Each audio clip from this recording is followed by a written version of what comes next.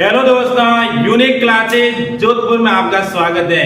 आइए रोजाना current affairs की तरह आज भी अपनी क्लास को स्टार्ट करते हैं ताकि आने वाले एग्जाम को क्रैक कर सके, एग्जाम को पास कर सके और हम अच्छी रैंक हासिल कर सके, क्योंकि वो क्वेश्चन हम वही उठाते हैं, वही पुटअप करते हैं जो आने वाले एग्जाम के अंदर सीधे आए, सीधे एग्जाम की खोपड़ी के अंदर छेद करे, ऐसे क्वेश्चन हो।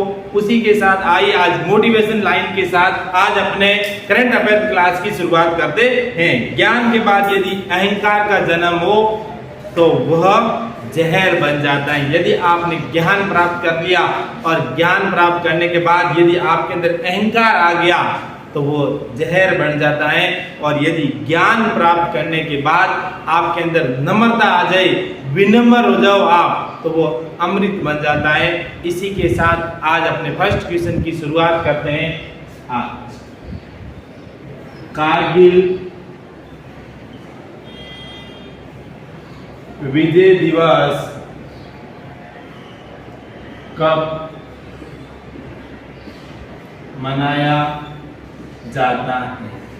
कि कारगिल विजय दिवस है वो कब मनाया जाता है? भारत के लिए बहुत ही महत्वपूर्ण युद्धों में से एक था, क्योंकि कारगिल की जो हमने पहले जो जमीन खोई थी, जो जम्मू कश्मीर का हिस्सा था, जम्मू कश्मीर एक बहुत बड़ा जिला है और उसी को पुनः प्राप्त किया था कारगिल के युद्ध के दौरान। और इनका विजय दिवस कब मनाया जाता है? वो मनाया जाता है 26 जुलाई को। कब मनाया जाता है? 26 जुलाई को। कारगिल का युद्ध कब हुआ था? कारगिल का युद्ध हुआ था 26 जुलाई 1999। 26 जुलाई 1999 को है जो कारगिल का युद्ध हुआ था। और ये युद्ध लगभग 60 दिनों तक चला था। कितने दिन तक चला था? 60 दिनों तक चलने वाला युद्ध था। और इस युद्ध के दौरान जो समय भारत की बहुत ऊंचाई पर स्थित जमीन थी, उन पर पाकिस्तान ने कब्जा कर लिया था, उसी जमीन को हमारे को वापस हासिल करनी थी, इसलिए ये युद्ध हुआ। और ये कारगिल वर्तमान में कहाँ पर स्थित है? ये वर्तमान में लद्दाख का एक जिला है। किसका जिला है? लद्दाख का एक क्या है? जिला है कारगिल। लेकिन इस विजय के अवसर पर किस किस के मध्य युद्ध था? ये युद्ध भारत और पाकिस्तान के मध्य हुआ है। भारत प्लस पाकिस्तान के मध्य क्या हुआ था? युद्ध। क्या नाम है? कारगिल विजय दिवस के रूप में उसी युद्ध को हम मनाते हैं। और इतने कितने वर्ष हो गए? तो ये 25 वर्ष हो गए। और इस 25वीं वर्षगांठ के अवसर पर भारत सरकार ने जगह जगह पर कार्यक्रम रखे हैं, क्योंकि इसी युद्ध के अंदर हमने सबसे महत्वपूर्ण विजय प्राप्त की थी और पाकिस्तान को धूल छटाने के लिए मजबूर कर लिया था। इसी युद्ध के दौरान कौन सा युद्ध था? कारगिल विजय दिवस। और उसके बाद देखो, प्रधानमंत्री नरेंद्र मोदी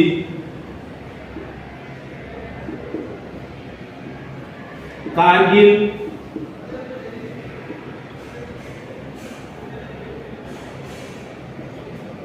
वॉर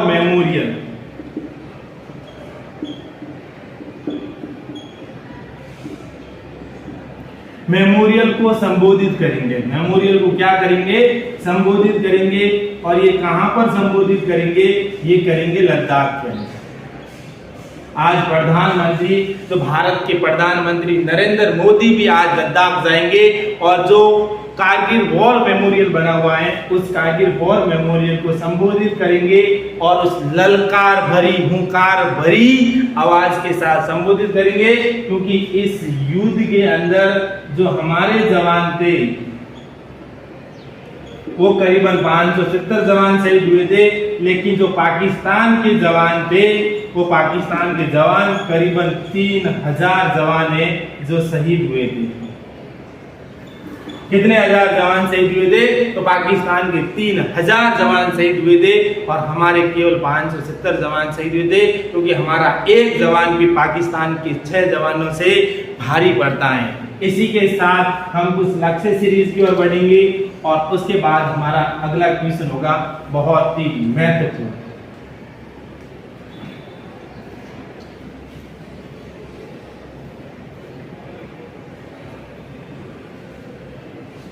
हम आज सबसे पहले लक्ष्य सीरीज की ओर बढ़ेंगे और लक्ष्य सीरीज में हम चर्चा करेंगे आज आरबीआई की, रिजर्व बैंक ऑफ इंडिया, जिनको क्या कहते हैं RBI, reserve bank of India की हम चर्चा करेंगे क्योंकि भारत का एक बैंकों का बैंक है जिनको कहते हैं रिजर्व बैंक ऑफ इंडिया और इनकी स्थापना किस अधिनियम के तहत हुई? तो अधिनियम था 1937 का, लेकिन इनकी स्थापना कब हुई? वह स्थापना हुई 1935 के अंदर। 1 अप्रैल 1935 को इसकी स्थापना हुई। रिजर्व बैंक ऑफ इंडिया की किस समिति की सिफारिश पर किया था? तो समिति कौन सी थी? हिल्टन यंग आयोग, और इस हिल्टन यंग आयोग की सिफारिश के आधार पर ही भारतीय रिजर्व बैंक की है जो स्थापना हुई थी। और उसके बाद इनके प्रथम गवर्नर, कि रिजर्व बैंक के प्रथम गवर्नर कौन थे? तो प्रथम गवर्नर थे ओसबॉर्न स्मिथ। ओसबॉर्न स्मिथ है जो रिजर्व बैंक के प्रथम गवर्नर जनरल थे। लेकिन आपके सामने अगर क्वेश्चन आ जाए कि रिजर्व बैंक के जो भारतीय गवर्नर जनरल कौन थे? प्रथम भारतीय गवर्नर जनरल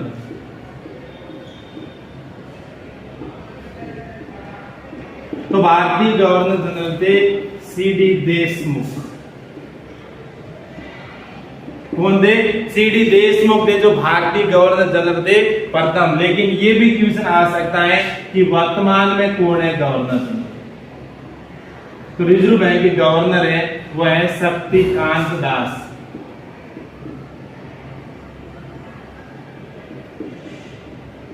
शक्तिकांत दास है जो वर्तमान में गवर्नर है। और वे कौन से गवर्नर है? 25वें गवर्नर है शक्तिकांत दास। इस बात का भी ध्यान रहे, प्रारंभिक दिनों के अंदर इनका मुख्यालय था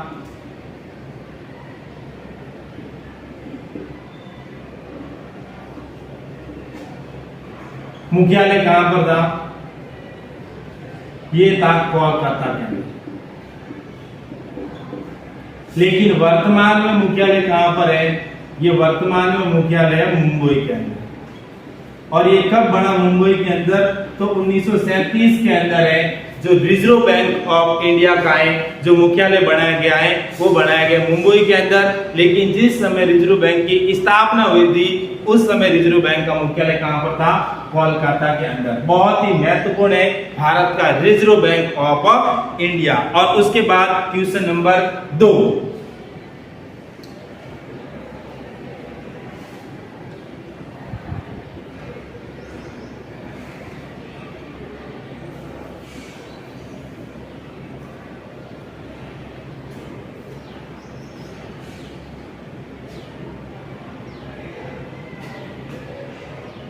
क्वेश्चन नंबर 2 है carbon border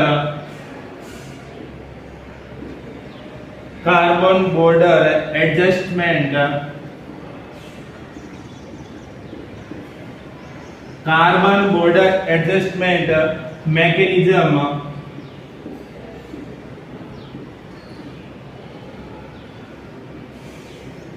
carbon border adjustment mechanism किस संगठन से संबंधित है? किस संगठन से संबंधित है? बहुत ही महत्वपूर्ण क्वेश्चन है कि कार्बन बॉर्डर एडजस्टमेंट मैकेनिज्म है जो कार्बन के उत्सर्जन को कम करना और लोगों पर इतना लगाम लगाना कि लोग खुद ब खुद मजबूर हो जाए कि वो कार्बन का उपयोग कम करें। इसके लिए कौन से संगठन ने स्थापना की है? ये की है यूरोपियन संघ। किसने की है? यूरोपियन संघ ने। और इनका करने का उद्देश्य क्या है? कि इन्होंने क्यों कार्बन बॉर्डर एडजस्टमेंट है इनकी स्थापना की है, क्यों करना चाहते हैं। यह है कि यूरोपीय संघ में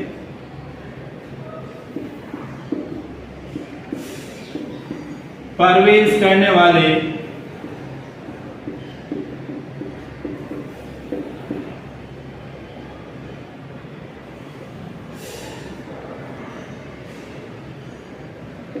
कार्बन गहन वस्तुओं की यूरोपीय संघ में प्रवेश करने वाली कार्बन गहन वस्तुओं के उत्पादन पर शुल्क वसूलना, कि जो भी व्यक्ति जितना कार्बन का उत्सर्जन करेगा उतने ही उन पर लगाम लगाना, उतने ही उन पर जुर्माना लगाना, ताकि वो कम से कम कार्बन का उत्सर्जन कर सके और हमारे पर्यावरण को हम पूरी तरह से शुद्ध कर सके और प्रॉपर तरीके से पर्यावरण का ध्यान रख सके। इसी बात के लिए उन्होंने ये शुरू किया है। और उसके बाद देखो अगला लक्ष्य सीरीज की ओर बढ़ेंगे और हम यूरोपीय संघ के बारे में पूरा डिस्कस निकालेंगे कि क्या है यूरोपीय संघ। तो आ जाओ, ये यूरोपीय संघ सबसे पहले तो यूरोपीय संघ की स्थापना कब हुई? यूरोपीय संघ की स्थापना हुई 1 नवंबर 1993 के अंदर है जो यूरोपीय संघ की स्थापना हुई। और इनका मुख्यालय तो बहुत जगह पर है, लेकिन इस बात का ध्यान रहे कि इनका जो मेन मुख्यालय है वो ब्रुसेल्स बेल्जियम के अंदर है। कहां पर है? ब्रुसेल्स जो बेल्जियम है,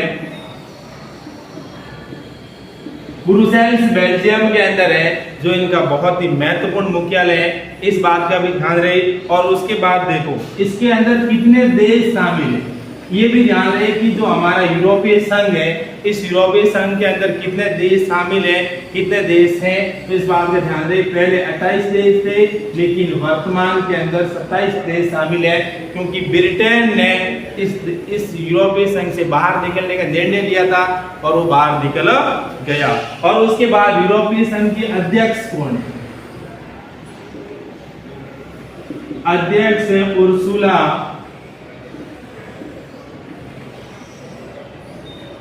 von der Leyen. Ursula von der Leyen है जो यूरोपीय संघ की अध्यक्ष है। कौन है यूरोपीय संघ की अध्यक्ष? Ursula von der Leyen. और उसके बाद देखो बहुत ही महत्वपूर्ण क्वेश्चन है अगला, क्योंकि हमारा उद्देश्य बहुत ही महत्वपूर्ण क्वेश्चनों को उठाना है। ऐसे ना हो कि आज से कुछ दिन पहले क्वेश्चन आए उसी क्वेश्चन को पुट अप करते चलते रहो, ऐसा हमारा उद्देश्य नहीं है। और क्वेश्चन महत्वपूर्ण हो ताकि वो एग्जाम के अंदर सीधा क्रैक कर सके। इसी के साथ क्वेश्चन नंबर 3,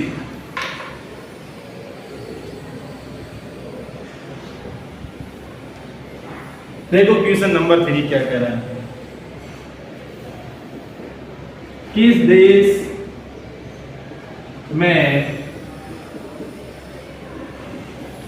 मंदिरों पर बार बार हो रहे हमलों की भारत सरकार ने कड़ी प्रतिक्रिया दी? कि ऐसा कौन सा देश है उस देश के अंदर बार बार मंदिरों पर हमला हो रहा है, वहां के दूसरे धर्म के लोग हैं, वो दूसरे धर्म के लोग मंदिरों पर, हिंदू धर्म के मंदिरों पर हैं, जो बार बार अटैक कर रहे हैं, मंदिरों के अंदर तोड़ फोड़ कर रहे हैं, मूर्तियों को उठाकर ले जा रहे हैं। इसके लिए किस देश की सरकार को भारत सरकार ने कड़ी प्रतिक्रिया दी है कि आगे से ऐसा कोई भी प्रभाव ना हो, कि मंदिरों को सुरक्षा प्रदान करना आपकी जिम्मेदारी है। तो कौन सी सरकार को दी है? कनाडा की सरकार को। और भारत सरकार ने स्पष्ट किया है कि हमारे गहरे संबंध है, लेकिन मंदिरों पर बार बार आक्रमण नहीं होने चाहिए। और उसके बाद देखो अगला हम लक्ष्य सीरीज की ओर बढ़ेंगे। और लक्ष्य सीरीज क्या है देखो, अंडमान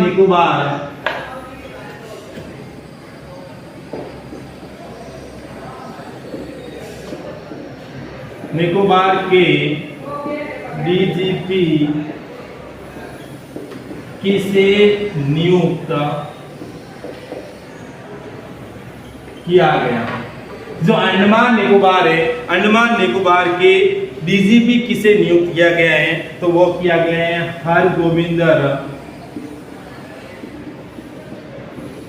हरगोविंदर सिंह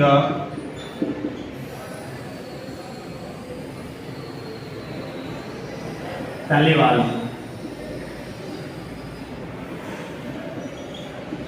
हरगोविंदर सिंह को है जो अंडमान निकोबार का है, जो डीजीपी नियुक्त किया गया है। और डीजीपी का पूरा नाम क्या होता है? डीजीपी का मतलब होता है डिप्टी जनरल ऑफ पुलिस। तो डीजीपी का पूरा नाम क्या है? डिप्टी जनरल ऑफ पुलिस है। किसको नियुक्त किया गया है? हरगोविंदर सिंह को किया गया है। और कहां पर नियुक्त किया गया है? जो हमारा केंद्र शासित प्रदेश है अंडमान और निकोबार, वहां पर इनको नियुक्त किया गया है। उसके बाद बहुत ही महत्वपूर्ण क्वेश्चन है अगला, और क्वेश्चन नंबर है 4। क्या कहना चाहता है क्वेश्चन नंबर 4? उसके लिए भी विशेष तौर से ध्यान दें।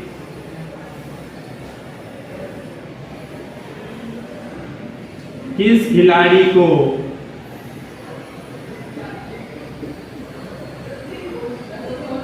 प्रतिष्ठित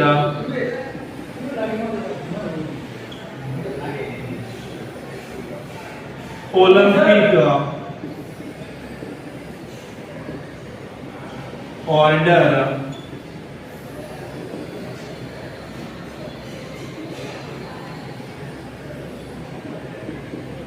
अवार्ड से सम्मानित किया गया? कि ऐसा भारत का कौन सा खिलाड़ी है जिनको प्रतिष्ठित ओलंपिक ऑर्डर अवार्ड है, जो ओलंपिक ऑर्डर अवार्ड से सम्मानित किया गया है, और वो भारत के बहुत ही महत्वपूर्ण खिलाड़ी है जिसका नाम है अभिनव बिंद्रा। अभिनव बिंद्रा है जो भारत को बीजिंग 2008 की बीजिंग ओलंपिक खेलों के अंदर स्वर्ण पदक दिलाने वाला प्रथम व्यक्ति, जिनको है ओलंपिक ऑर्डर ऑफ अवार्ड से सम्मानित किया गया है 2008 के अंदर। प्रथम भारत को गोल्ड मेडल दिलाने वाला व्यक्ति।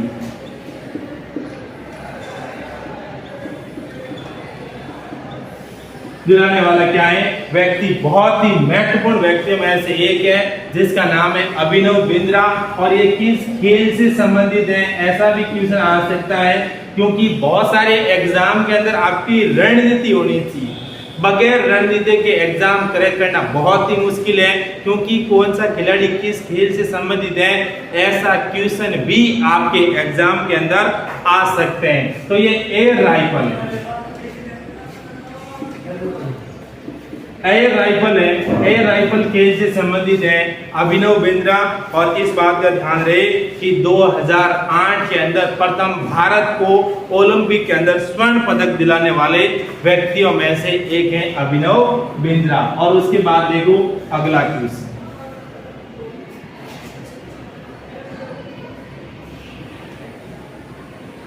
क्वेश्चन नंबर 5 क्या कहता है? देखो,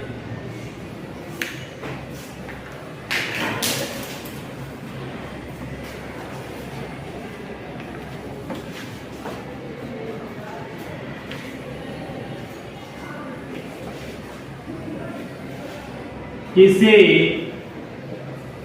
एस्टोनिया का नया प्रधानमंत्री बनाया गया है? बहुत ही महत्वपूर्ण क्वेश्चन है कि कि किस व्यक्ति को एस्टोनिया का नया प्रधानमंत्री बनाया गया है, क्योंकि लंबे समय से एस्टोनिया के अंदर जो वही व्यक्ति बन रहा था, लेकिन इस बार एस्टोनिया के अंदर बहुत बड़े बदलाव हुए और इस नए व्यक्ति को एस्टोनिया का प्रधानमंत्री बनाया गया और जिसका नाम है क्रिस्टियन माइकल। क्या नाम है? क्रिस्टियन माइकल को है जो एस्टोनिया का नया प्रधानमंत्री बनाया गया।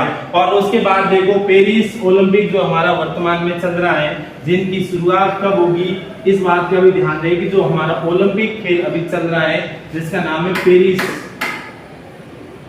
पेरिस ओलंपिक है ना, ओलंपिक की शुरुआत आज हुई। तो पेरिस ओलंपिक की शुरुआत कब होगी? 26 जुलाई 2024 को इनका शुरुआत होगी और ये 10 अगस्त तक चलेगा। कितने अगस्त तक चलेगा? 10 अगस्त तक इनका आयोजन होगा, इस बात का भी ध्यान रहे। और इसके अंदर करीबन 10,000 खिलाड़ी हैं इस खेल के अंदर भाग लेंगे। कितने हजार खिलाड़ी भाग लेंगे? 10,000 खिलाड़ी इस खेल के अंदर भाग लेंगे। और इसके अलावा जो ये पेरिस है, ये किस नदी के किनारे है? तो ये सीन नदी के किनारे है पेरिस। किस नदी के किनारे है? सीन नदी के किनारे पेरिस। इस बात का भी ध्यान रहे पेरिस के बारे में। और उसके बाद देखो ये बहुत ही महत्वपूर्ण क्वेश्चन है। और उसके बाद देखो एक और क्वेश्चन कि भारत सरकार ने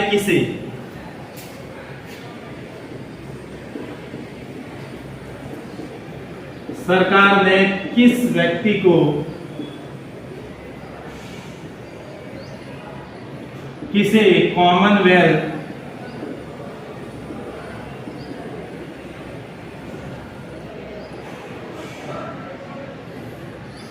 कॉमनवेल्थ हाई कमीशन नियुक्त किया है।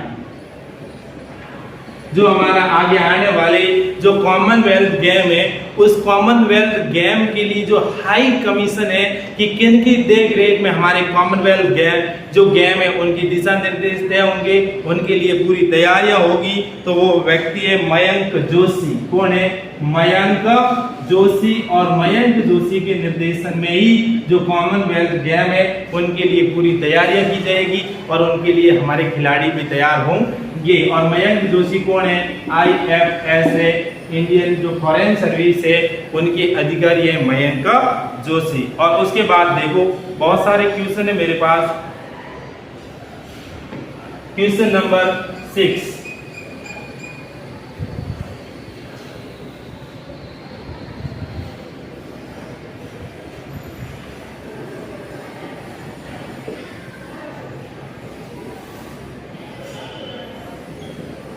आर्म्ड फोर्सेज और भारतीय आर्म्ड फोर्सेज और भारतीय तटरक्षक बलों के सर्विसिंग और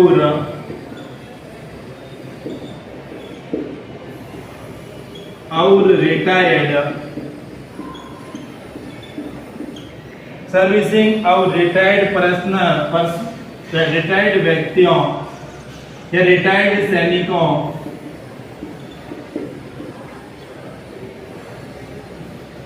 को कितने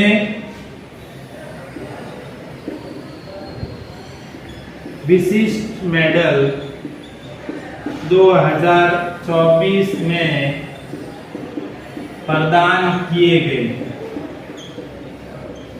हैं। तो बहुत ही अच्छा क्वेश्चन है कि भारत की राष्ट्रपति द्वारा जो आर्म्ड फोर्सेज जो हमारे अर्धसैनिक बल है और भारतीय तटरक्षक बल है उनके कितने जो सर्विस में लगे हुए सैनिक हैं और रिटायर्ड सैनिकों को है जो उनके सैनिकों के लिए विशिष्ट मेडल है जो 2024 के अंदर कितने व्यक्तियों को प्रदान किए गए, हमारे देश के कितने सैनिकों को प्रदान किए गए विशिष्ट मेडल, ये बहुत ही महत्वपूर्ण है। और कितने सैनिकों को दिए गए, 94 सैनिकों को दिए गए। किसके द्वारा प्रदान किए गए, तो भारत की राष्ट्रपति जिसका नाम है द्रौपदी मुर्मू, द्रौपदी मुर्मू के द्वारा है, जो उनको विशिष्ट मेडल है जो प्रदान किए गए हैं। कितने व्यक्ति है, 94। और उसके बाद देखो अगला हम कुछ और महत्वपूर्ण बातों की लेकर चलेंगे और उसके बाद हमारी लास्ट लक्ष्य सीरीज होगी आज की, क्योंकि आगे का हम प्लान इतना ही लेते हैं जो हमारे एग्जाम के लिए बहुत ही क्या हो, महत्वपूर्ण हो।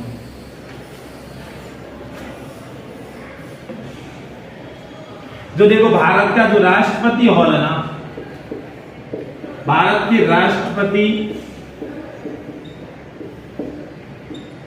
भवन में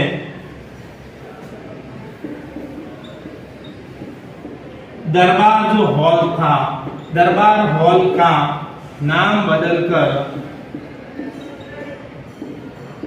दरबार हॉल है, और दरबार हॉल का नाम बदलकर गणतंत्र मंडप किया गया। गणतंत्र मंडप है वो किया गया। इस बात का ध्यान रखिए कि जो भारत के राष्ट्रपति भवन है और उस राष्ट्रपति भवन में जो दरबार हॉल है उनका जो नाम बदल करके क्या किया गया, गणतंत्र किया गया, गणतंत्र मंडप। और जो अशोक हॉल था राष्ट्रपति भवन के अंदर, और उस अशोक हॉल का भी नाम बदला गया और नाम बदल कर किया गया अशोक मंडप किया गया।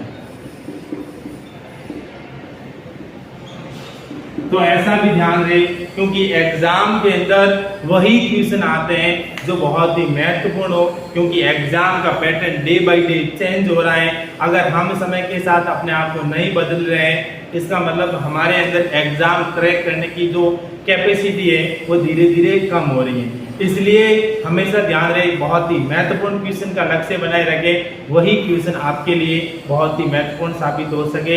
अगर हमारा वीडियो पसंद आए तो शेयर, लाइक एंड सब्सक्राइब जरूर करें।